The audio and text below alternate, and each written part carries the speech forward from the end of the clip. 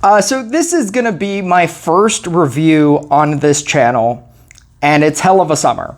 And I like to showcase the amount of movies that I watch.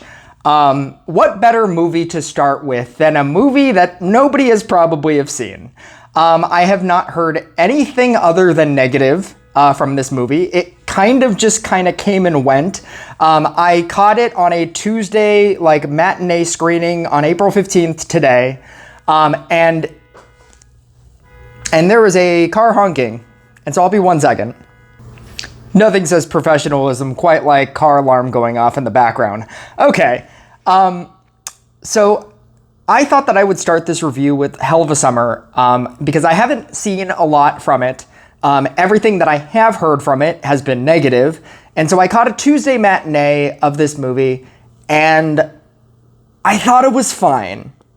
I thought it was okay. At best, I thought it was okay. I wasn't sure. I saw a reasonable amount of trailers to basically know the overall plot. It's a camp movie. There's a killer. What else do you need, right? That's the basis of so many movies. And there's obviously a lot of movies that I can compare this to. But I didn't know anything beyond that. And so even when watching the movie, I didn't know whether or not, because it starts with the camp counselors, and they're getting there ahead of the summer camp that they're going to teach. And so it's before the summer camp, and it's just them prepping or something. It's not really explained. And so I wasn't sure if it was going to eventually get to a bigger cast of characters, and it does not. The cast of characters that you see are the camp counselors, but the problem with the camp counselors is that essentially they're basically teenagers, and so that's never brought up. That's never a thing. So it is essentially just a teenagers at camp movie. There is your main character that is Jason, and he's an older guy, and that is brought up as why is he still doing this? He should be living his life, and yet he's here doing camp counseling stuff. And so he's a very awkward character. I feel like a lot of people towards the middle of the movie might start to feel that he's very grating. He's a very cringy character because he's supposed to be. And I feel like this movie was trying a lot of different things. It was trying to be a conversational movie, like a Quentin Tarantino movie. There's a lot of Quentin Tarantino is the head of the conversational dialogue, where it has nothing to do with the movie and it's just a conversational dialogue, and he's very good at it. So if you've ever seen, I was going to say A Mulholland Drive, that's not him. Reservoir Dogs. If you've ever seen Reservoir Dogs, the opening scene where the characters are just kind of talking to each other at the diner, and they start talking about tipping, right? Tipping the waitress. That is quintessential Quentin Tarantino dialogue. It has nothing to do with the plot of the movie, and it's a very engaging scene. This movie is about 80% conversational dialogue between teenagers and about 20% a horror movie.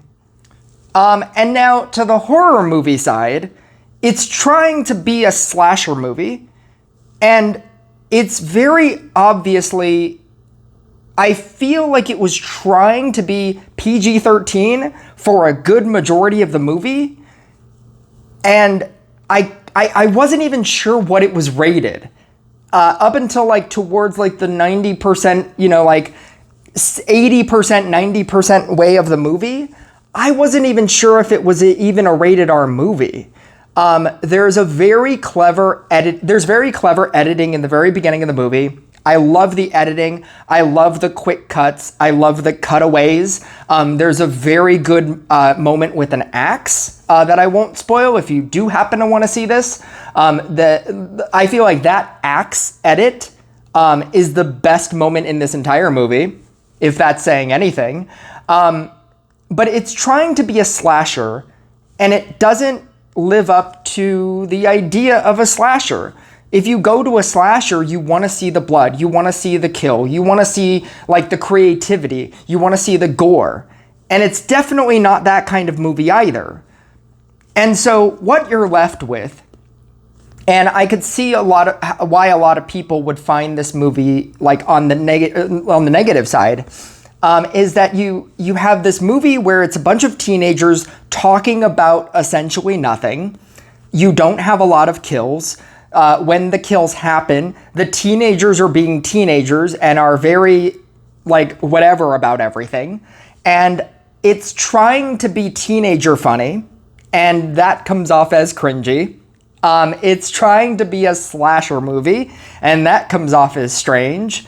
And like what all these movies have in common, where there's a slasher and you want to know the identity of the slasher and why they're doing it. I won't say it was a terrible reveal. If you've ever seen I Know Who Killed Me with Lindsay Lohan, that is my quintessential worst reveal ever, because I missed the first 5 minutes of that movie when I went to go see it in theaters, and that was when they talked about. I'm gonna just spoil this for you. That was when they talked about the piano teacher that she had, and I missed that one scene. And he ends up being the killer by the end of the movie, and I had no idea who this character even was throughout the other 90% of the movie. It's not that bad in this one. Like, it's not just, like, oh, that janitor over there. It's not that, but at the same time, it's not good. If I had to compare this to a movie that I'd rather you watch, especially because it's probably free at home, I believe it's on Netflix, if not Tubi, is Tucker and Dale vs. Evil. I think Tucker and Dale vs. Evil is the comedic atmosphere that has much better jokes, that is much funnier, that is very tongue-in-cheek like this is trying to be, but also has the gore factor and the kills that this movie doesn't show. I think that it's a far better version of this camp counselor teenage slasher movie that is trying to be both funny and serious and gets that tone somehow right. Tucker and Dale is a movie that feels like it shouldn't work, and it does. And so if you are thinking about going to watch Hell of a Summer, I would wait for it on Hulu or whatever streaming service that it drops on, and wait for that axe scene, because I think that that's very clever editing, and I don't think that the rest of the movie is that great. And that's really how I feel about it. Just go watch Tucker and Dale vs. Evil. Yeah,